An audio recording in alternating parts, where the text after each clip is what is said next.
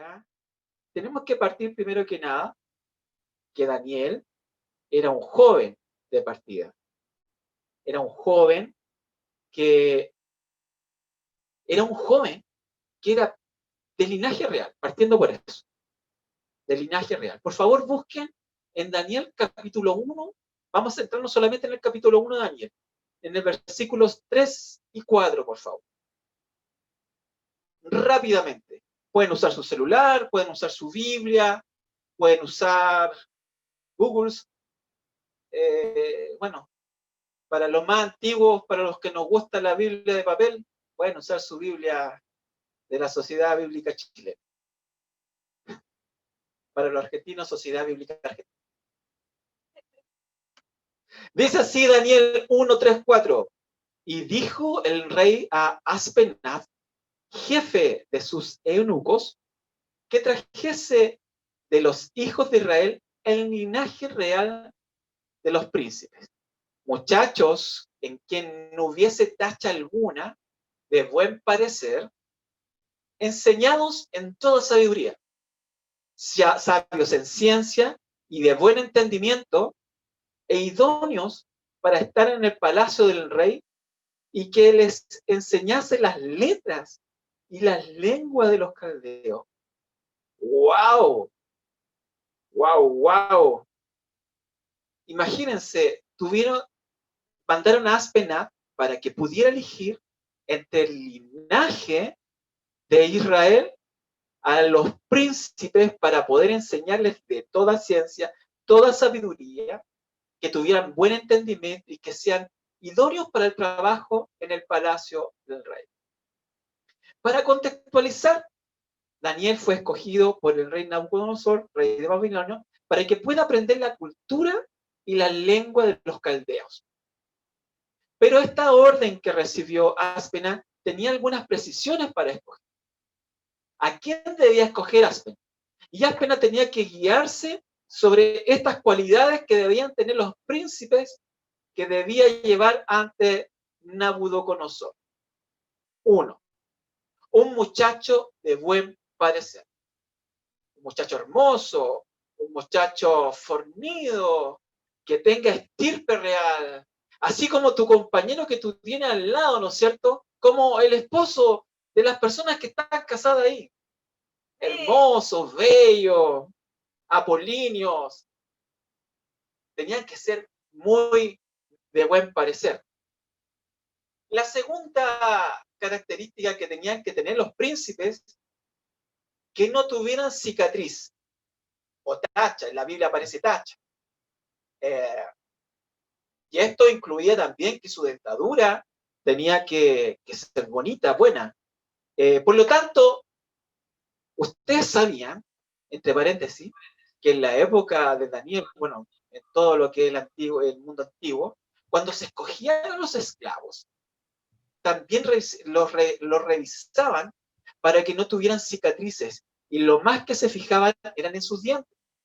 Ustedes se dan cuenta que en esa época no había ortodoncista, no había dentista, porque tenían que tener una buena dentadura para que el esclavo pudiera trabajar sin ninguna preocupación por los dolores que podría tener la falta de higiene en sus dientes.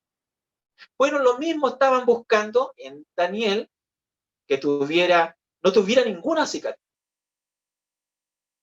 La siguiente cualidad que tenían que tener estos hombres era que tenían que ser sabios.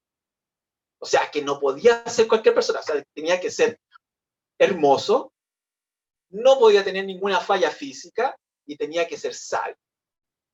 Me acordé de algo, pero lo van a entender los chilenos nomás. Los chilenos. No lo voy a decir porque lo digo para decirme pecador, pecador, pecador, pecador. Bueno, tenía que ser rico e inteligente. Bueno, para los que veían Viva el Lunes, hace como 30 años atrás, decían eso. ¿Ya? Bueno, la siguiente cualidad que tenían que tener era que tenían que tener la capacidad para aprender cosas nuevas. Ah, sí, se me cayó el carnet. Debo decirlo, debo decirlo. Tenía que tener la capacidad para poder aprender cosas nuevas. Por lo tanto, no podía ser una persona que no le gustara estudiar, sino que tenía que ser una persona abierta para aprender. Tal como somos todos los que estamos acá, ¿no es cierto? Amén. Todos los que estudiamos acá estamos totalmente dispuestos a aprender nuevas teorías, a poder leernos todos los libros de administración, todos los libros de psicología, todos los libros de currículum. ¡Wow! Dispuestos a aprender. La Constitución. Aprenderse la Constitución antigua para crear la Constitución nueva, ¿no es cierto? Dios bendiga a nuestros, y les dé fuerza a los recién egresados de Derecho que tienen que construir la Constitución nuevamente. La siguiente y última cualidad que tenían que tener estos príncipes para ser escogidos, que sean idóneos para el servicio del palacio del rey. Es decir, para que sean idóneos, tenían que pasar por todas estas características y tener estas características, ¿ya? Bueno, por esta razón, el encargado de los eunucos escogió a los príncipes de Judá, pues tenían linaje real y ellos cumplían con todas las características. Así que llamó a Daniel, Ananías, Misael y Azarías, ¿ya? Los llamó. Era la crème de la crème bueno, no sé si la crème de la crème, pero sí, porque habían sido deportados. Pero fueron escogidos porque tenían todas estas cualidades. Bueno, luego el jefe de los eunucos, una vez escogido, les cambió el nombre. A Daniel le puso Belsasar, a Ananías Sadrat, a Misael Mesac y a Azarías Abednego, ¿ya? Que eran nombres de dioses caldeos, les cambió el nombre. Pero para servir al rey debían pasar por un proceso de castración, deben convertirse en eunucos para trabajar en la corte del rey. Ahora, los chiquillos y los hombres que nos están mirando, por favor, les pido que tengan harta valentía en esta parte de la palabra del Señor. Lo primero que les quiero preguntar a los hombres, tanto de Argentina, de todos los países, a los chilenos, a todos los varones fuertes que somos acá, si ustedes recibieran la invitación del presidente de la República, cada uno de sus países, le dijeran, ¿saben qué? Ven a trabajar al Palacio de la Moneda, o a la Casa Rosada en Argentina, y te voy a pagar ni siquiera en dólares, te voy a pagar en euros, pero tú tienes que castrarte. ¿Lo harían? Quiero ver respuestas. Hoy ya veo caras de sufrimiento. ¿De cuánto estamos hablando? Pero por favor, Fabo, por favor. A ver, después de que te cuente esto, vas a ver si de verdad de cuánto es. Difícil decisión. Yo tengo hijos, así que vámonos. Chiquillos, ustedes que me hacen reír, de verdad. Bien, pero el proceso de castración que debían ser sometidos los príncipes para poder trabajar en la corte del rey es de la siguiente manera. Se lo voy a leer en forma textual, chiquillos, porque de verdad, chiquillos del Late Negro, si ustedes tienen acá algún mensaje que diga imágenes o palabras fuertes, por favor, cuidado, porque puede causar algún tipo de trastorno psicológico, ¿ya? El proceso era el siguiente. Se le ataban los pies y las manos a la persona que la iban a castrar. O sea, te ataban los pies, te ponían en una mesa, te ataban de pies y manos y estabas así, desnudo. Y con tus ojos vendados. El barbero envolvía la base del pene y los testículos en una venta que ajustaba fuertemente para después retorcer hacia un lado. Después cogía un cuchillo curvo, bien afilado, y le preguntaba al futuro eunuco si estaba seguro de lo que iba a hacer. Y si era menor de edad, la familia respondía por él. Si la respuesta era afirmativa, realizaba un corte fuerte y veloz, cercenando los genitales y quedando solo visible el conducto urinario que le cortaba a ras de pubis para poder orinar, del conducto espermático que se le replegaba y se la insertaba en la carne. Los gritos de dolor eran indescriptibles, además de la hemorragia que se producía al instante. El barbero aplicaba baños de sales y aceite, aplicando una pequeña cuña de metal, frecuentemente de estaño o de plomo, en el orificio de la uretra. Pero lo peor no había pasado. El nuevo eunuco debía caminar y no estarse quieto sin consumir nada durante 4 días. Si pasado ese tiempo podía orinar tras retirarse la cuña, la intervención habría sido un éxito y podía empezar a trabajar en el nuevo empleo, servir en la corte del rey o el emperador. Realmente traumático. Yo lo digo un poco,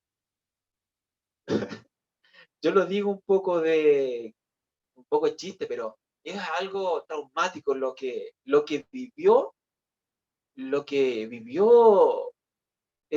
Daniel, de verdad. Muy, un proceso muy doloroso, complicado, e incluso psicológicamente también. Pero ¿por qué debía pasar esto para trabajar en la corte del rey? Primero, el rey asegura que de los príncipes no haya descendencia. No podían tener hijos, ni nadie podía adjudicarse heredero al trono, y nadie podía porque estaban imposibilitados de tener hijos. Y número 2, el rey podía dormir tranquilo de que las personas que tenían su cuidado no podrían intimar con su harem. Hay que recordar que en la época los emperadores, los reyes, tenían un harem y eran muy celosos de eso, muy, muy celosos. Después de esto, los muchachos quedan débiles por la sangre que pierden y el proceso psicológico que significa. Por ello se le ordenó al jefe de los eunucos darle de comer del banquete del rey. Era la orden del rey, porque iban a pasar por este proceso de castración, y es por eso que el rey le dice, dale de nuestra comida para que ellos puedan recuperarse, para que ellos puedan aprender y trabajar conmigo. Puedan tener vitaminas necesarias para que sus heridas puedan curarse, para que no mueran. Fue en esta situación que Daniel y sus jóvenes amigos decidieron no contaminarse con la comida del rey, donde solicitaron solo alimentarse de legumbres. Finalmente, después de 10 días, los jóvenes se veían físicamente bien y son aceptados por el rey. También hay que mencionar por qué no querían comer. ¿Se ha preguntado por qué Daniel y sus amigos no querían comer de la comida del rey? Porque el rey debería tener grandes manjares para poder alimentarse. Pero con la salvedad de que la comida del rey, la que se servía al rey, primero ocupaban el cerdo. Ustedes saben que por tradición judaica y por lo que dice Levítico acerca de las reglas sanitarias, no podían comer cerdo. Era un animal inmundo para ellos. También el rey comía carne sacrificada a los ídolos y vino entregada en ofrenda a los ídolos. Entonces Daniel no quería contaminarse con ofrendas que le estaban dando a otros dioses. Cuando leo la historia de Daniel y la estudio con pasión, la frase que más me impacta es que Daniel propuso en su corazón no contaminarse, como alguien escribió en el chat, no contaminarse con la porción de comida del rey. Esto también tenía un tema espiritual de por medio, tenía un tema de no ser, de no adorar a otros dioses. Si comía de la comida del rey, se hacía parte de la cultura del rey, se hacía parte de lo que hacían. Por lo tanto, él por eso también decidió no comer y abstenerse y alimentarse con legumbres. Y a todo esto, si podemos analizar, las legumbres traen una serie de beneficios, chiquillos, increíbles. Así que todos los días de la semana, los días lunes, un platito de legumbres. Si te das cuenta, a Daniel trataron de cambiarle su identidad por completo, de verdad. No hay manera de no entender esto. A Daniel, primero, ¿por qué? A Daniel primero lo deportaron. Lo sacaron de su ciudad, de Judá, fue invadida y se lo llevaron al rey Nabucodonosor. Lo llevaron para allá, con otros dioses, con cultura e idioma, ¿ya? Y lo alejaron de su familia, de sus creencias, lo alejaron de todo. Incluso ya ni siquiera existía el templo que había hecho Salomón, ni siquiera existía. Todo había sido derrumbado. Lo sacaron y lo pusieron en un nuevo contexto. Le cambiaron el nombre. Le pusieron un nombre de un dios pagano. Le robaron su masculinidad. Trataron de inducirla a comer comida prohibida. Y ¿saben qué? Lo peor de todo es que los caldeos sabían perfectamente que esa era comida que los judíos no debían comer. Entonces ellos lo obligaron a comer cerdo y carne sacrificada a los ídolos. Menos mal Daniel se negó. Le enseñaron culto a dioses falsos, lengua y una cultura desconocida. O sea, discúlpeme, chiquillos. O sea, si me dicen que los jóvenes tienen problemas, por favor, analicemos la historia de Daniel con veracidad. Veamos la historia de Daniel, no simplemente en las letras, sino que profundicemos. Por algo el Señor también le da grandes victorias, le da grandes sueños y grandes visiones que nosotros interpretamos hasta el día de hoy. Entonces, tratamos de cambiarle la identidad. De todas las formas, tanto psíquicas, físicas, culturales, se la trataron de cambiar. Mas él que dijo, yo no me voy a contaminar de la comida del rey. Por eso es una frase importantísima. Es una frase totalmente importante porque no era la comida como tal, sino lo espiritual que traía a comerse esa comida. De traicionar a Dios, de traicionar a aquel Dios que los salvó tantas veces, que escuchó la historia de cómo se abría el mar rojo, de cómo Moisés sacó al pueblo de Israel de Egipto, de cómo David venció a Goliat, cómo surgió ese hombre. ¿Te das cuenta? Es algo que va más allá de simplemente un plato de comida. ¿Cuántos jóvenes están viviendo en nuestra sociedad y tratan de cambiar la identidad? Quizás no viven una situación como Daniel, pero sí están viviendo situaciones fuertes. Por ejemplo, yo que trabajo en educación, yo me doy cuenta. Cuando llegan los chiquillos a la enseñanza media, ese niño que empezó en la básica y se fue a la enseñanza media, cambia en todo sentido. Ese niño inocente, esa niña inocente que jugaba aquí en Vallenar, se juega mucho a la pillada, ¿ya? Y los que somos más antiguos le llamamos el pillarse, donde nosotros salíamos corriendo a buscar al compañero y después nos íbamos como una base y decíamos, lo atrapé, y si no me atrapaban, yo podía ir a liberar a mis amigos, podía ser libre. Y salían todos liberados. ¿Cuál? El semáforo. También, sí. También. El caballito bronce. También, la payaya. El sol. ¿Jugaron una vez al sol? Caballito bronce. Los que somos de los 80 sabemos qué es lo que es jugar el sol y sobrevivimos. Pero ¿saben qué? Cambian. ¿Saben qué? Yo trabajo, bueno, para los que no me conocen, yo soy profesor y soy director. Yo dirijo, gracias a Dios, un colegio cristiano, un colegio de enseñanza básica. Y bueno, doy gracias a Dios que el colegio está bien posicionado en Vallenar, aquí en la tercera región, y se pelean los chiquillos de mi colegio para llevárselo a liceos buenos. Un liceo que tenga prestigio no significa valóricamente bueno, ¿ya?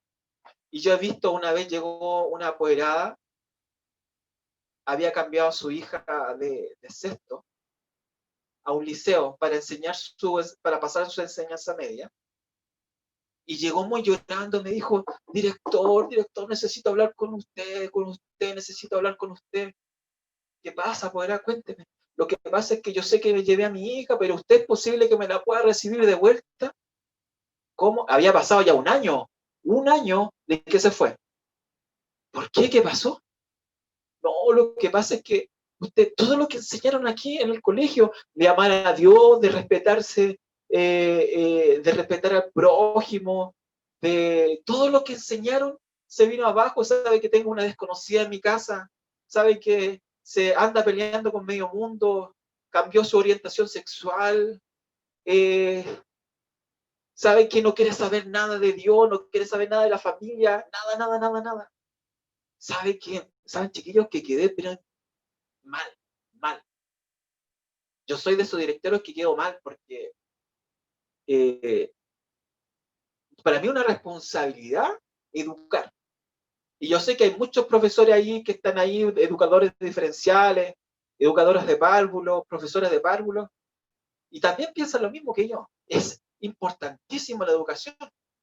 Entonces, cuando alguien viene y me dice, ¿sabes qué? Le cambiaron, tú sacaste una niña que adoraba al Señor, que amaba a la familia, que no tenía problemas con su sexualidad, y se fue a otro liceo, que era bueno, que tenía prestigio aquí en Vallenar, pero se transformó le cambiaron la identidad a esta niña. Y así muchos, pero muchas personas. ¿Saben qué? También en la universidad, cuando yo estudiaba, bueno, hace muchos años atrás, también pasaba lo mismo. Llegaba el joven que es evangélico, cristiano, y no sé qué es lo que le pasaba en la universidad, ¡pam! Se olvidó de todo lo que había aprendido en la iglesia, se olvidó de todo lo que la mamá le enseñó, se olvidó de todo. Y lo peor de todo es que cuando tú le preguntas acerca de Cristo, se enojan. ¿Y sabes por qué pasa eso?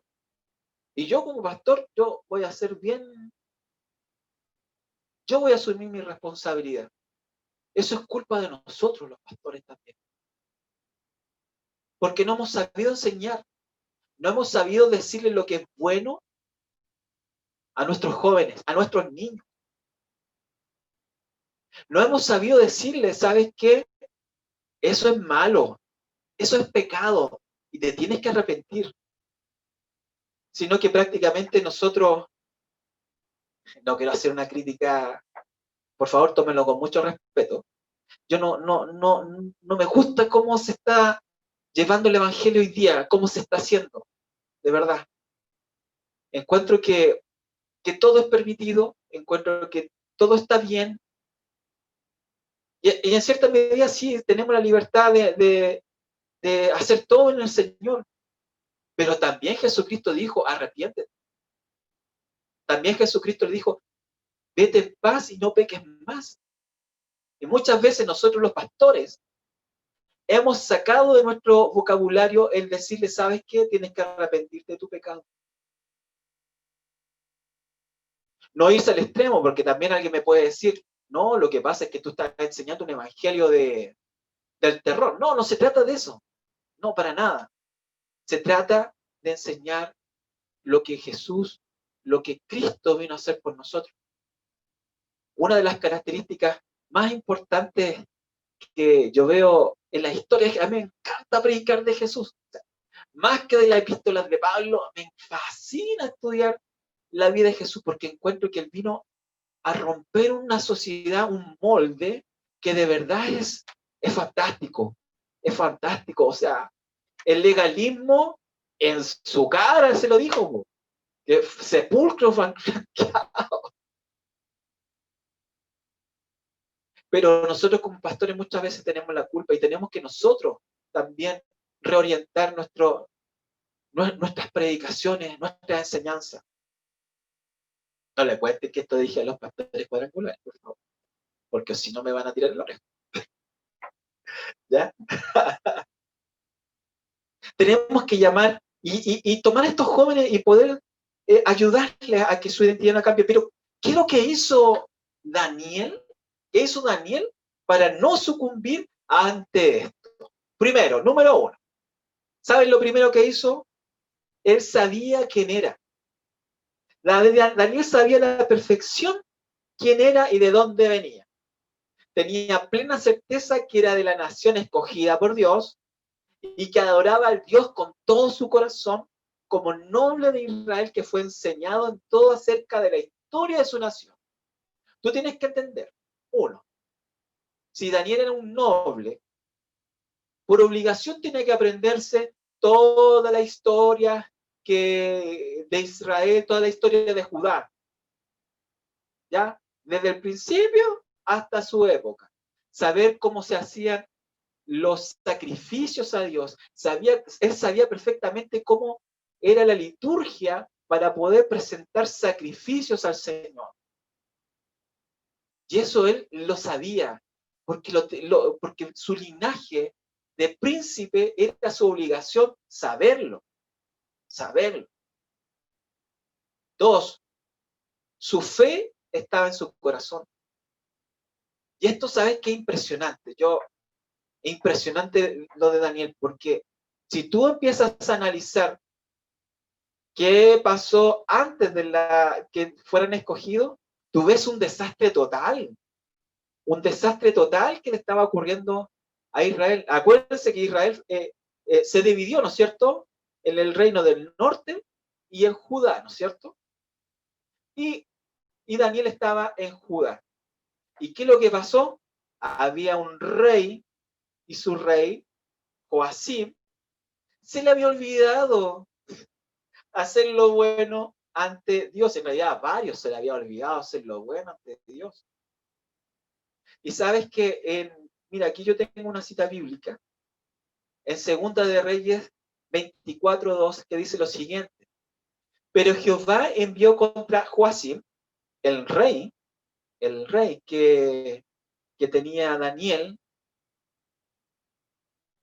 tropas de caldeos, tropas de sirios, tropas de moabita y tropas de amonita, los cuales lo envió contra Judá para que la destruyesen, conforme a la palabra de Jehová, porque había hablado por sus siervos los profetas. ¿Por qué? Porque se habían alejado de lo que creía. Incluso tenían hasta dioses falsos, adoraban dioses falsos. Era tanta la pobreza espiritual que tenían, que adoraban cualquier dios, no le importaba si pecaban o no pecaban, el templo se había destruido ya, y lo único que le quedaba a Daniel era que todo eso que había aprendido de Jehová, de Dios saliendo con su pueblo de Egipto, saliendo, viendo la historia de los grandes patriarcas, lo tenía guardado en su corazón. Y su fe estaba en el corazón, a pesar que tenía un mundo destruido. ¿Cuántos de ustedes tienen su mundo destruido, chiquillos? ¿Cuántos de ustedes tienen, su mundo se cae a pedazos?